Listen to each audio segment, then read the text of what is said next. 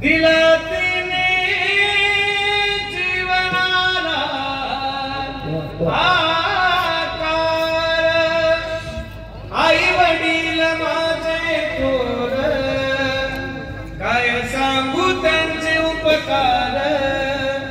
जीवनाच्या वाटेवरती किती असतो त्यांचा